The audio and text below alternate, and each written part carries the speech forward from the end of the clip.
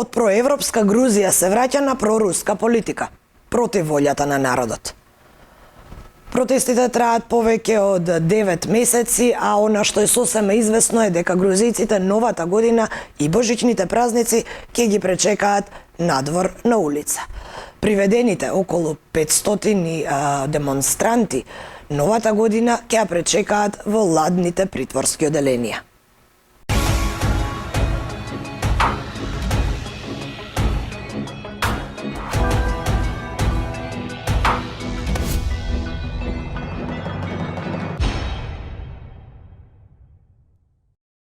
Јас сум Кристина Атовска, добре дојдовте во уште еден Лабиринт. По најавата може да заклучите дека и ова издание ќе го посветиме на Грузија, каде се уште траат жестоките протести против новата влада, која ја обвинуваат граѓаните дека ги украде изборите и сака да ги оддалечи од европскиот пат. Имам првата опозиционерка од Тбилиси, која е предводник практично на партијата For the People или за народот, се работи за Долидзе, која е во првите борбени редови уште од почетокот на протестите, а таа беше секако и на листите за време на предизборието. Она што е интересно е дека Ана Долидзе е многу добро позната и во меѓународната јавност поради низината експертиза со меѓународно право. До 2018 таа беше и правен советник на председателот, а потоа беше и назначена во Високиот совет за правда. Тоа е грузиското тело кое го надгледува практично целиот правен систем. Оваа дама од Грузија заедно со своите колеги, но и заедно со стотици илјадници луѓе кои до ден денеска се уште протестираат, се борат за демократија и за она кое што тие мислат дека нивната држава го заслужува, тоа е европска и прогресивна иднина. Одиме во Тбилиси.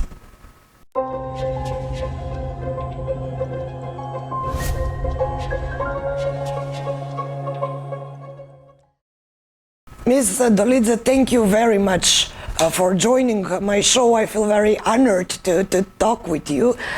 You are currently in a big fight for democracy and fight for European future. To be more precise, Georgians are out on the street since 14th of May.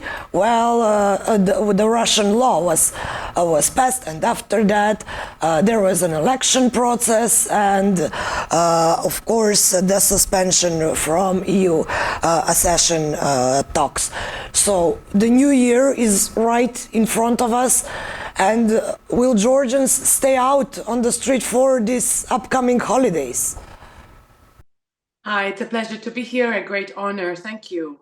Indeed, that's a great question because knowing Georgian character, New Year and Christmas are very important family holidays. However, this is going to be perhaps the first New Year in the recent history of 30 years when most people will meet a New Year and Christmas out in the street. The demonstrators have already made the pledge. We right now have political prisoners, and even without that, due to the cause, it would be wrong to withdraw and stay at home. This is what the demonstrators have said. So everybody with their families will celebrate it on the main avenue and the environs. Ms. Dolidze, I would like to ask you first about the election process, because you was part of the, and your party For the People were part of the election process, and during those times around the election, we heard the information that around 80% of Georgians want to join EU and want to be oriented pro-Western, if I may say like that. So how is possible for the government to steal the election if such a big number of the population is against their policies? What have they done in this period around the elections to get those numbers on the election day? So this is, I think, a very important story for all candidate countries, Eastern Europe in general, and European Union. because so historically, being a post-Soviet country, we have been used to election rigging, but something that was quite evident, or election manipulation, where so ballot stuffing, taking crowds of people, putting in queues, creating disturbances in the election station. And elections used to be manipulated to a degree with those very evident and very harsh methods. This is the very first time that the regime used a very different tactic. We were even saying that it's been quite calm in the pre-election season and during the campaign, and very unusual, because they have arranged election stealing behind the scenes, quietly, on purpose.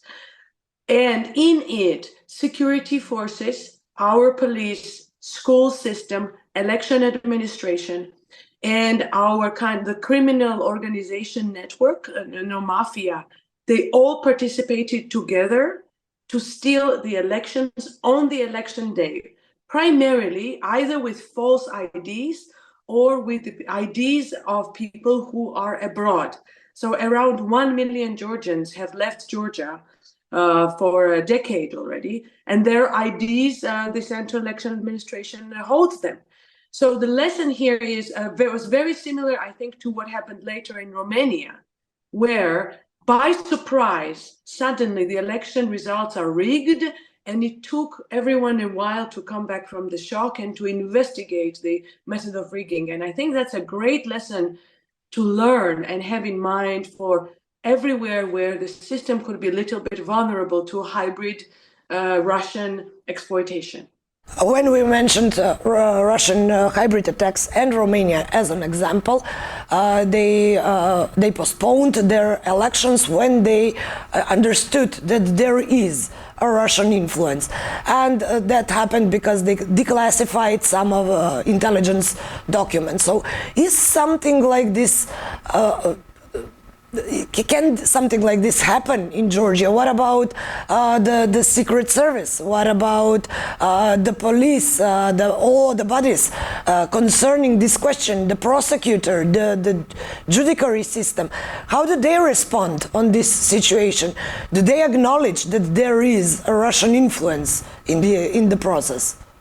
So the key, the difference between what happened in Romania and here, is that Romania still had independent branches of government. And in Georgia, the oligarch has been running this country for 12 years. And slowly, it actually started with the courts. I was in the court system, and I fought against this, and then I established a political party because first, the capture of the courts happened. The Constitutional Court is completely stacked by the government, by the regime. They have the parliament and the security forces, and that's why people are in the street. That's why we have no other legitimate and legal channel to demand our rights, including the courts, than the streets, than peaceful and democratic protests. So that's unfortunate. And that is, I think, a big lesson for everyone. When the state capture starts, it seems like, okay, the only one institution, like the courts, are taken over, but maybe that's not so important. But after all, Russian oligarch now, basically, he controls the whole of state to the extent that right now, none of the rights of the demonstrators, none of the rights of the prisoners, not a single appeal against the elections was satisfied by the courts. And the main mechanism to approve, to check whether elections are frauded, we have that mechanism. The specific boxes where there are checks of people who went to elections, they have to be opened and recounted, because we had electronic elections for the first time, but the courts do not allow it at any price because they're controlled. So that's why the only last resort we have right now is numbers of democratic protesters. And when we talk about numbers, I read the information that there are over 500 arrested citizens of Georgia and around 300 injured by the police. So what is the situation at the moment? What can you do as society to put these people out of prison? What is going on with the fight to pull these people, the protesters, out of prison? And what is your opinion about police brutality? Because from the videos that are going around the world on some of the protests, we could see that they were very, very violent. Indeed, this is unheard of here. Every country has its own culture, how it deals and rules, how it deals with protest, peaceful protest. In Georgia, this violent dispersal continued more than 10 days. And I have to say it was unheard of. The amount of brutal force used on people, for example, they used to conduct, I couldn't believe when I heard these stories at 2-3 a.m. they used to conduct so-called sieges. They would chase protesters into a corner. Sometimes it was a church square, sometimes a normal square, would encircle them and then would start beating the groups of 10, 15 people, absolutely non-violent, or people who were already wet from water cannons. They would chase them down narrow streets. So when the dispersal started at 1 a.m. till 5 a.m., people would be chased in the street and then beaten. Now, around 240 arrested persons say that they had been humiliated or beaten. For me, this was a Russian method, because speaking by the method, because through our history, we had 1 or 2 days of brutal crackdowns in a decade, but to have 10, 12 days of this mass and systematic violence is unheard of. And 30 people, absolutely non-violent actors, some of them are anchors, around 50 journalists were beaten during demonstration, even when they were wearing a vest of press saying on it. And I think the conclusion was that actually this kind of Russian style of crackdown was not bringing results, because more people turned up on the street next day. And therefore, after 12 days of this, they stopped. And now the demonstrations are not responding with violence for now. But we don't know how long this will continue. This can turn on into brutal and violent and overwhelming crackdown at any time.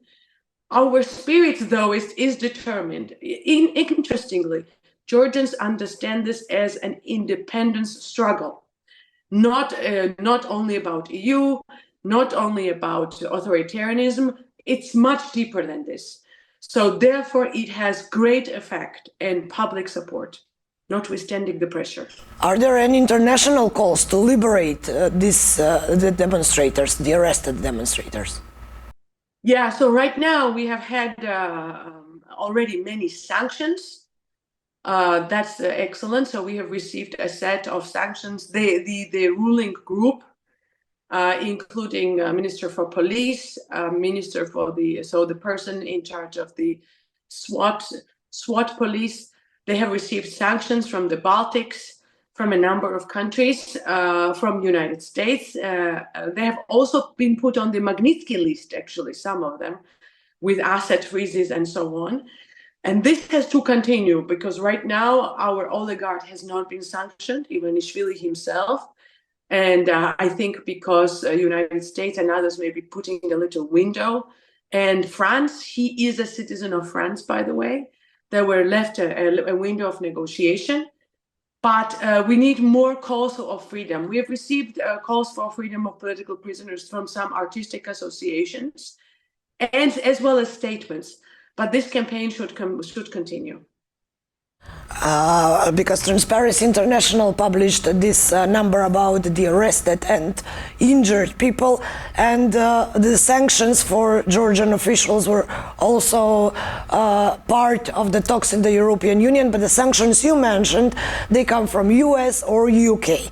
When it comes to European Union, somehow their opinion is not unified, and we heard two countries that oppose sanctions towards Georgian officials, for example, Hungary and Slovakia, if I'm not wrong. So how do you comment on that? Why are these leaders of these countries against putting sanctions on Georgia's officials who are doing what they're doing at the moment?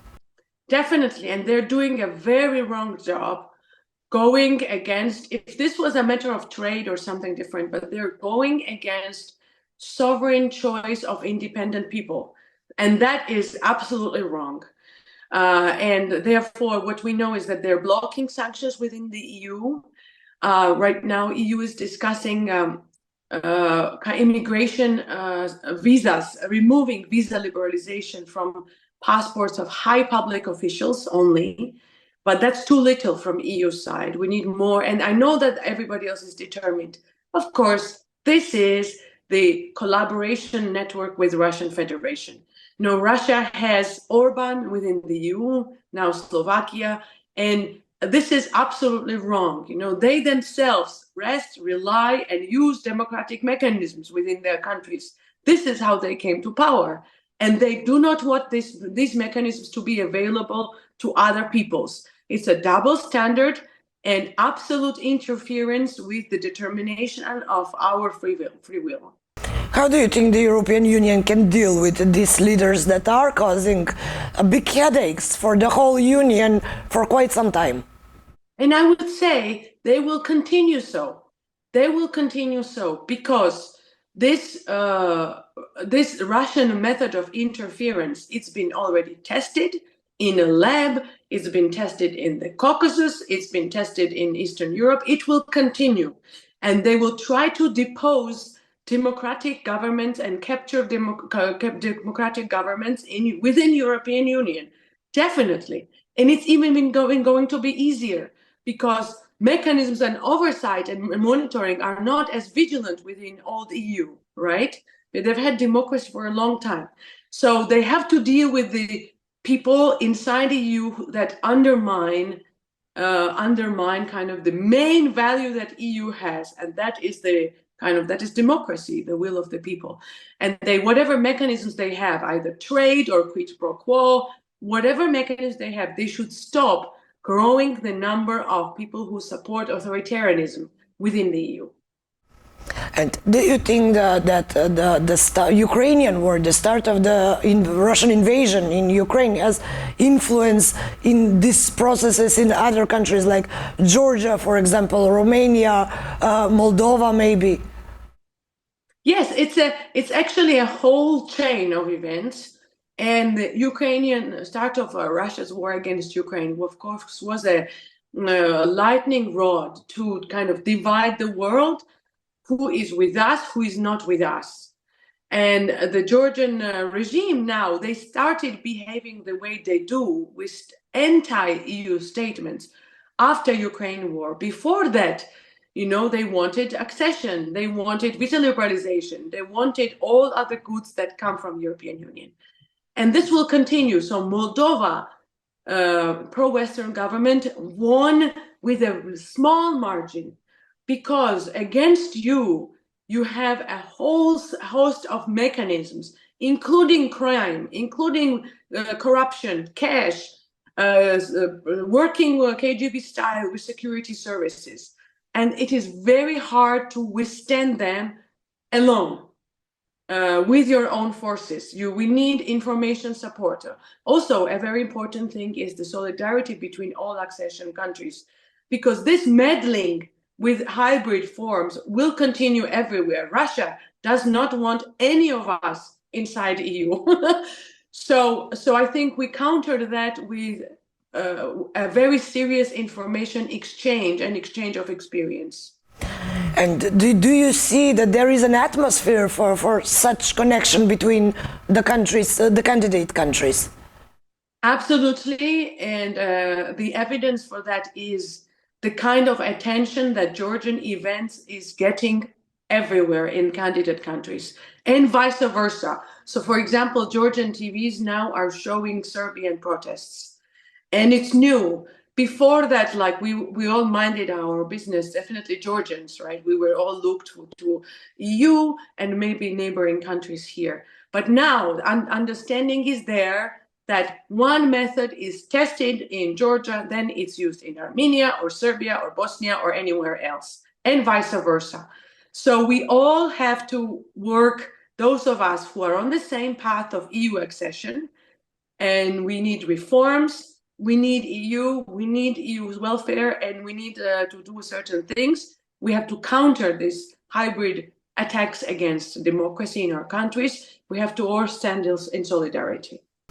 Yes, we can see the patterns that are the same in every country, just they come earlier or later. It's just a matter of time. But in these 3 years since the war began in Ukraine, actually European Union is paying attention on Russian hybrid attacks, but apparently not so much. Why is that? Why the focus went only to Ukraine and everybody stayed, I will use the term, blind of what can happen in the other countries that may fall under Russian influence? I think the reason for this is difficulty understanding Russian methods. There is difficulty understanding how Russians work. And by that, I mean how Soviet, post-Soviet Russian security services, propaganda, campaigning works, what kind of language they use, how they attack. This has to be paid. And I think we, Eastern Europe, former Soviet bloc, former Yugoslav bloc, we know this very well. Also, Baltic countries know this very well, right? We understand it. So I will tell you, for example, when I was speaking with some of the ambassadors here, and we were describing the system, how it was the fraud was made here, and usually at every station it started with a guy turning up, or a group of men, all black clothes, overseeing how the operation took place from 7 a.m. till night. And then we said, this is security services. And the question is asked, but how do you know? Are they wearing anything? Well, the point of Soviet and post-Soviet security services is that they're not wearing any insignia. This is not a democracy where they're wearing, they'll introduce themselves. Hi, I'm an intelligence officer. No. And so for me, we have to synthesize each other, sensitize, and also has sensitized EU in terms of what is going on and how these methods operate just before they become efficient even on their territory. And you mentioned Russian methods, so what else means Russian hybrid attacks or Russian methods? Can we explain that a little bit for the citizens?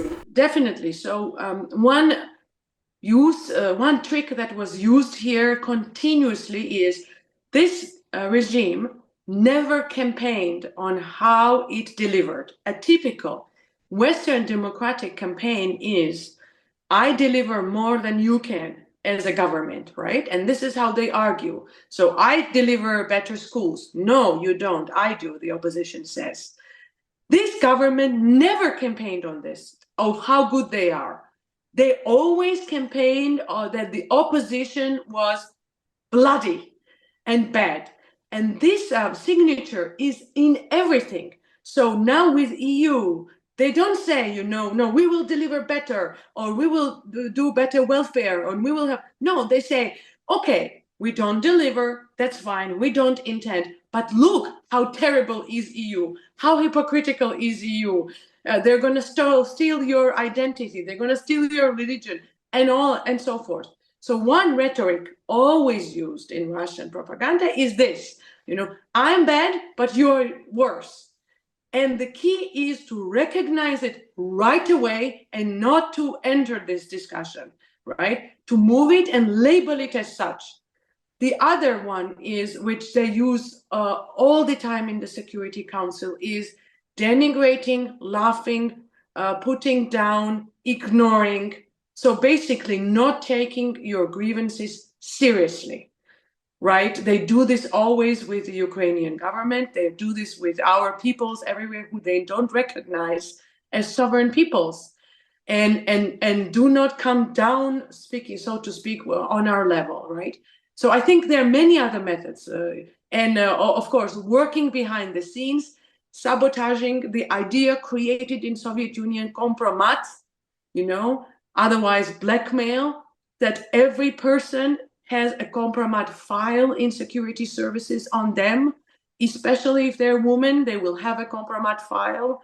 So, it's something that takes training, research. They probably also create new methods to be used over social media all the time. Bullying, cyberbullying, attacking, gender-based attacks also specifically, because we know the treatment of women is very specific in that kind of authoritarian environment.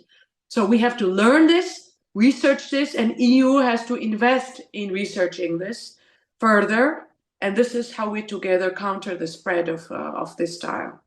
And one more thing about the social networks is today TikTok is somehow the social network that everything is possible on. And when we see, for example, Romanian example, they postponed the elections only because they found out that there are thousands and thousands newly opened TikTok profiles from Russia with goal to talk about the elections.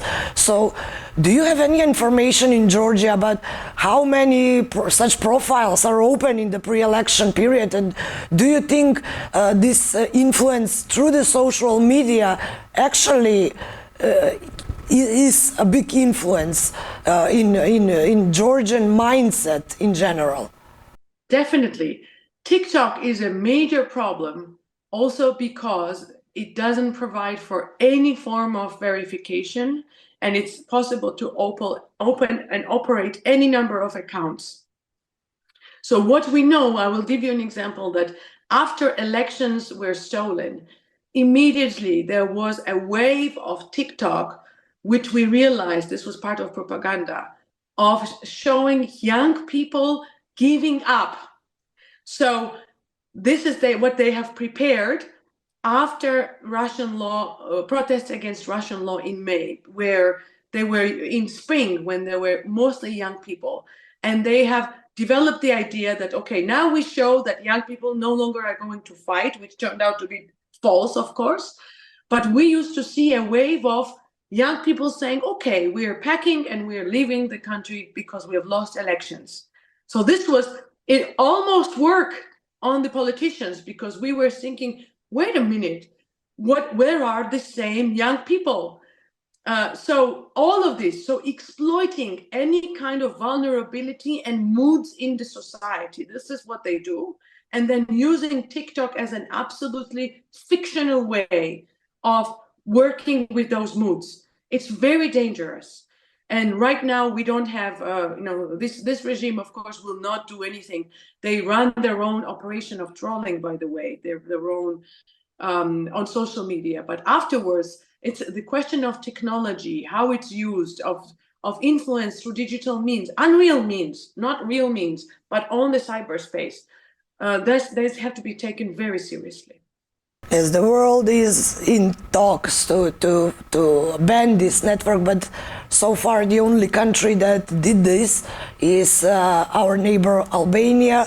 Last week they banned TikTok from their internet and from the approach from Albanians. As I said, the United States and the European Union are also discussing this, but we still can see some real action. Ms. Dolidze, I would like to ask one more thing, because it all started with the Russian law, and after that followed the election and the suspension of the accession talks, and the protests are getting more violent and violent since then, but the protests actually started in May. So in this situation, after everything that happened in Georgia, I would like to ask you about the basic human rights. You come from the law sector, you was in the High Council of Justice, supervising how the justice system works. So when we talk about rights, it's not only about democracy and democratic way of life, but it is about basic human rights. For example, rights to work freely, the gender rights, as you mentioned, the LGBT rights. So there is a huge number of human rights that are violated in this process. So what is the government saying about their violation, and how do you think this will end if Georgians don't stick to their opinion, to stay out on the streets and fight for their rights? Yes, the rights are a major issue. So political rights, basically you have, if you find yourself fined for blocking the street, for example, the fines also have been tripled this December on purpose to economically suffocate protesters. And so now each fine is around 1,500 euros. And that's a huge amount of money for most Georgians. You have no ability to defend yourself. The courts are divided basically, and have been divided into kind of two departments. On regular issues like labor lawsuit or something else, a small civil lawsuit with your neighbor, things will be decided fine. But if you find yourself in a political case, you encounter a wall, no solution. No, so out of people, we had thousands of people fined administratively. Nobody could defend themselves, and usually what they have is that same police officer who comes and gives evidence, same videos. They don't even try to find the kind of video evidence tailored to the case. The defendant will say, "But I'm not in this video," and the court and the judge does not care. This was constructed slowly, not now. There was protest about this when the system was hijacked. Labor issues are very serious here. We had a protest of miners a couple of days ago, and all 100 of them, 100, were fired from their job because they joined the protest just vocally. They did not walk from their jobs. We don't have trade union. We have a bad trade union law. So everything, why we need EU is for many of these things. Women, usually, women are treated okay by the police. This time, it was absolutely unbelievable how they chased, arrested, put women in the cars, and for me, they crossed every line, legal or cultural, how they responded to this protest. So we now have, the only thing we now have is domestic protests and international pressure, which is important and which definitely works. The fact that right now there's not this bloody crackdowns anymore is because of, the sanctions were flowing from air like every day. And all of them should continue. We should continue also discovering their assets. Our oligarch, as well as business people around him, they have their assets where, of course, within European Union. They love the fact that they have businesses there. So we shall continue working together with our Western partners. Now, as I said, I don't believe the spirit will disappear. As we know from North Macedonian experience, from Serbian experience, no, this does not go anywhere. Unfortunately, it also means more instability for the country for months to come if we don't succeed within 1 month or so. But either way, this is not going anywhere. Plus, none of this government is recognized. EU has put a full stop on the activity. So either way, the regime should disintegrate sooner or later, but better sooner. Yes, basically you are in a similar situation with Serbia at the same moment they are also fighting against their government. But I'm interested about your media and their reporting, because we saw, for example, the attacks with water cannons on young female activists, but we saw that from the social media or international press. So how are the Georgian media reporting nowadays? Because our experience here on the Balkans says that when we have some situation like this, then basically majority of the media are pro-governmental media with the national frequency. So how is the situation in Georgia? What about the Georgian mainstream media? They are real heroes. So what they endured first 2-3 days during demonstration is just unbelievable. 50 of them were brutally beaten. And when you see the photos of them wearing casts on their faces, their noses broken, jaws broken, hands broken, they were real heroes. And I think they among people also made the government withdraw, because as they were in their blood, they would raise their hand and they would say, we're not afraid, we will persevere. So we still have free TVs, although the government, you see, I'm crying. Also, the government has quite a few stations, private stations working for them, especially one of them, which is absolutely evil and the mother of all propaganda here of violence. But free media still exists. The TVs, we have 3 free opposition TVs, as well as social media, internet-based media. They're real heroes. So against all odds, these people after this attack, they got dressed and went back to the demonstrations next day. So that's why I say I think it's because everybody remembers this story started in 1921 by Soviet occupation of Georgia. It didn't start yesterday. So for us, it's too important to give up. And at the end, I would like to ask you, because we mentioned the violation of human rights and how hard it is, this fight for democracy.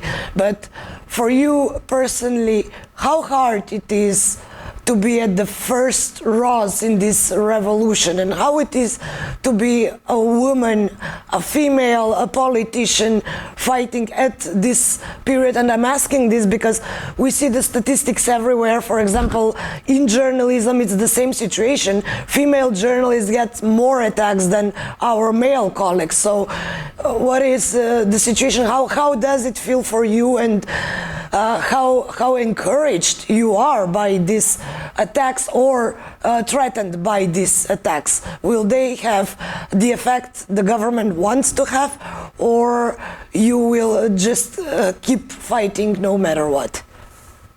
Yes, definitely. I would say it is quite dangerous. I do walk around with a pepper spray. We have kind of safety arrangements, the demonstrators all together, not to walk alone, not to walk on small streets. Also to verify taxis. Unfortunately, also, how they have worked. Some of the taxi service has been compromised. They used to deliver peaceful demonstrators right to the police stations. Just terrible things happen. So we have to take certain precautionary measures, definitely. Also on the demonstration. One time I happened to be when the gas capsule was dropped among just a crowd, and almost causing a stampede when I was running together with people. So certain precautionary measures, I would say. Yeah, it's not an ordinary kind of winter where we should be working on celebrating Christmas at home. I wish it was the case. But there is no other way. It seems that I take it that every generation has to carry this kind of burden. Our parents had when Georgia liberated itself in 1990, and then our grandfathers had in the beginning of the century. So I also take it that this is my generation's burden to go through this with as little casualties as our side as possible. Ms. Dolidze, thank you very much for this interview and for your bravery to stay out on the streets during this cold winter and fight for the Georgian people will to continue on its European path and fight for democracy.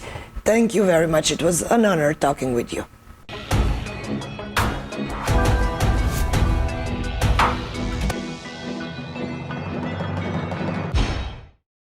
Тоа беше разговорот со првата опозиционерка во Грузија, која, како што слушнавте, вели дека грузијците немаат намера ниту за новогодишните и божичните празници да седат дома на топло, туку ќе останат на улица да се борат за она што тие го сакаат. Не е само Грузија која ја завршува годината со немири на улица, со протести, а дел од државите се соочуваат се уште и со воени активности. Се протестира во неколку држави, а војните кои што почна лани или пред 3 години се уште се активни. Така што од името на ID Медија оваа година за овој крај и завршеток ќе ви посакам мирна нова година, мирни празници и како за промена од оваа 2024 посакувам 2025 да биде одбележана само со мир и демократија. Ви благодарам за вниманието со кое не следевте. Се гледаме во следната 2025 година. Довидување од мене.